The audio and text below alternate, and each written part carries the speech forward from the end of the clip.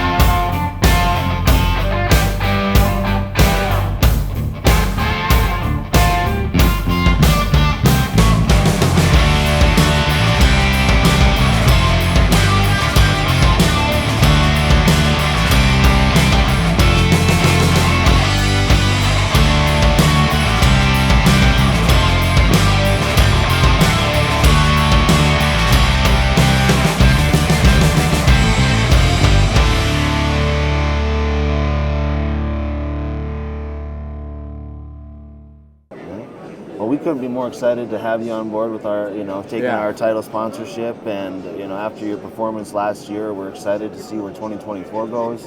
I mean, I'm expecting some big things out of you, buddy. So, well, I don't mean to put the pressure on. I'm hoping to run a lot of super street and a little super gas. We put a fantasy schedule together. We're not going to stick to it hardcore, and so good. I do. Yes. How are you? Well, I get to drive it. Yeah. I get to beat on it as much as I want, but that's somebody I graduated high school with. Okay. That either saw my name on there or knew I was here. So I'm excited to talk to people about lithium batteries. We got them in this car. We got them in all the cars. Everybody seems to like them that has them. We got a lot of. You guys have plenty of other people, drag racer wise, that people would like. Yep. We got a lot of drag racers, a lot of dirt late model racers. Drifters, off-road racers. But drag racing is our bread and butter. But when we go to PRI, you guys talk to plenty of people that are the guy. In different forms of motorsports that go with you. Absolutely. We're very proud. I mean, we're not a big operation, but we compete with the best of them. So I've been learning more about lithium batteries too, and people are a little scared of them sometimes. But I think one of the things that I want to do, and that I think it'd be good for you to do, is make sure people know that these are lithium phosphate batteries, and they don't have the same characteristics as lithium cobalt batteries. Lithium ion is what was the specifics. But these are much safer. They can be punctured and not start on fire. They don't have fault problems with charging where they overcharge and start on fire. And I think the more that people know that, and the more that people understand that. We talked to somebody when we were at the snowmobile race. Yeah. One of the guys around here that's been, Brian Johnson was the world champion on the motorcycle. Yeah. I don't know if you knew that or not, but when he started to understand that these battery characteristics are different, and that the fire risk is not what it is with competitors.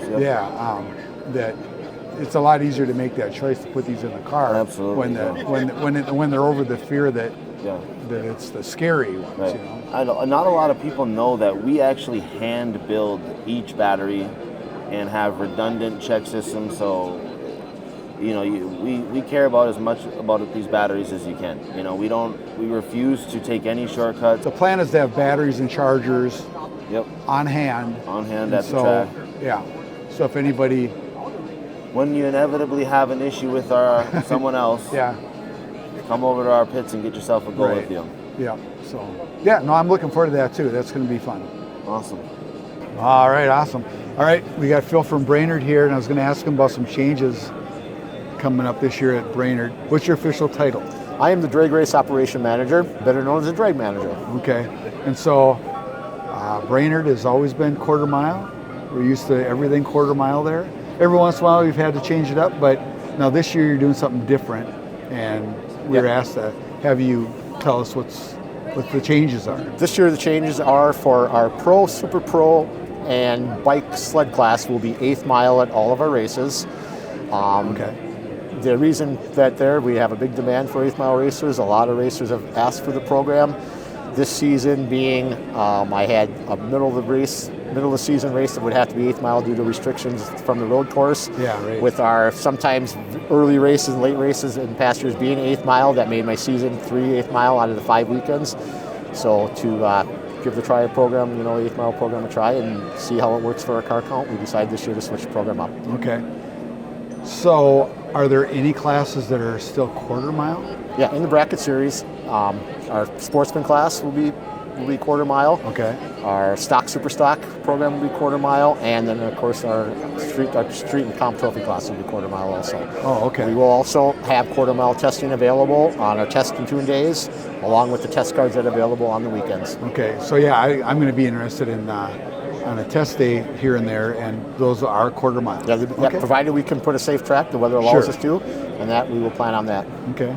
Yeah, so that's good to know. And then, so the divisional is a double divisional this year. So I know it works great for us up here. Some of the guys down in the southern part of Division 5 aren't as excited about a double up here, but for us, this is a pretty big news. It's a pretty big deal. It's a big deal. We were without a divisional in 2023 due to some problems and scheduling issues and the way things had been in the past.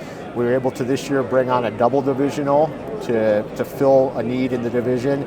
I'm very happy about it because our local racers for many, many years had to travel Denver, Great Bend, and Topeka to be able to get their points. Now those racers will have to travel to us. And finally, it's going our way. I was able to, in this double divisional, it's a regional also, bring in alcohol cars for alcohol drags or alcohol funny cars back for this year, which we haven't seen in about 15 years at Brainerd for a divisional event. It is a double event, so you get 2 races in a single weekend. We are also adding this year, instead of having stock, and super stock class eliminations during our national event, that'll be done at the divisional event, which will then allow more of our local racers that don't always get in with the quotas to the national event to compete for class. Next year, the hope is that the double divisional, will it be a double divisional, but it'll be divisional and a national back-to-back? My goal is for 2025, and I have expressed this with NHRA and talked about it, is that our divisional, have a double divisional the weekend before our national event, so within 10 days time, you will have 3 races in 10 days. And we were lucky enough to go back-to-back a couple years ago with a divisional national, and it was real popular. You guys had a lot of entries. People came to Brainerd, up to Minnesota to spend the whole week and go out to the lake and do some fishing. Yep, it gives the people the opportunity to come up and enjoy the Brainerd Lake area, do some golfing, some fishing, get some racing in.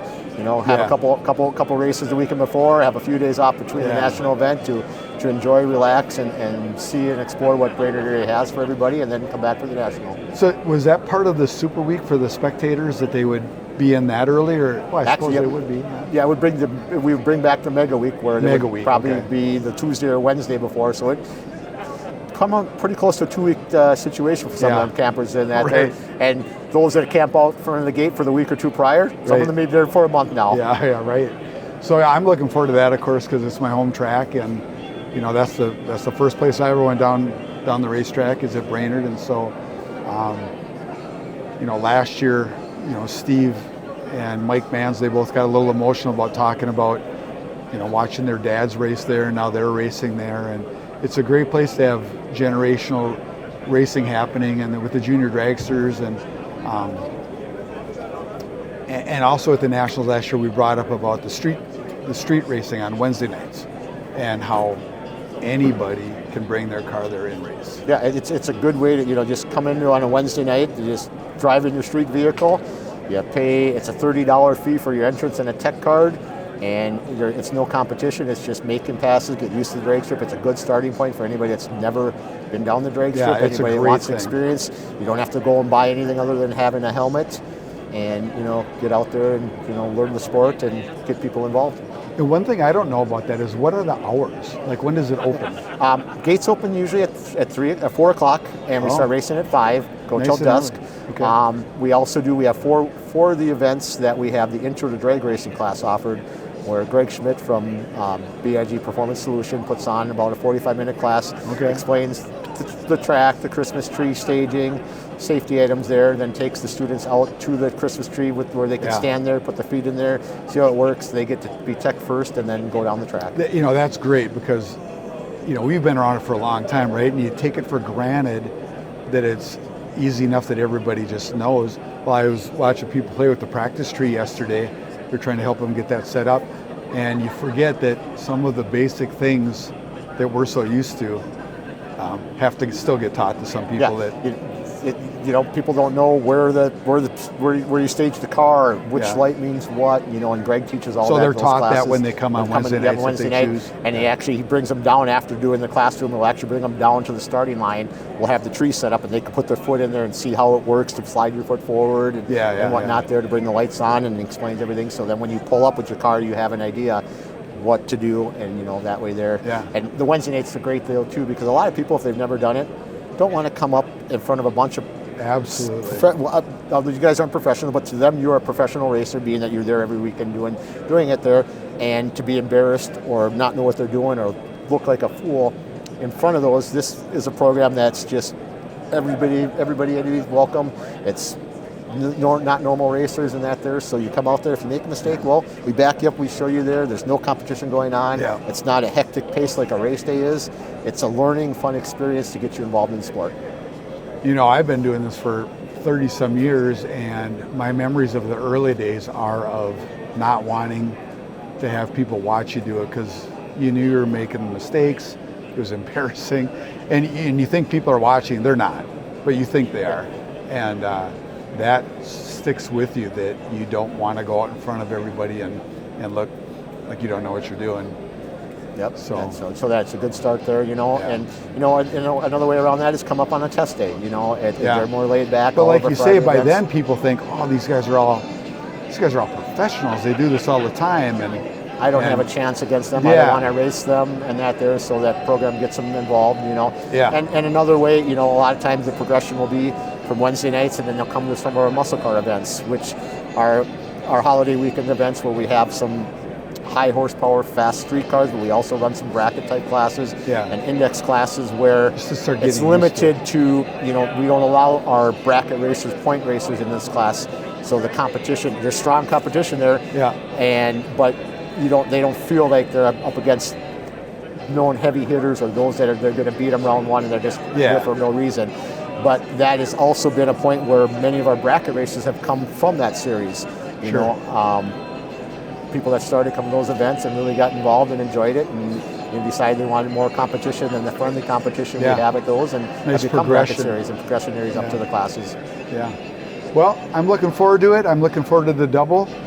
I'm looking forward to the nationals, and I'm looking forward to the following year when we can do the back-to-back. It's going to be great. That's my goal, is to keep making things better, give the racers what they would like to have, make the program beneficial for everybody, and grow the sport. Yeah. All right. Well, awesome.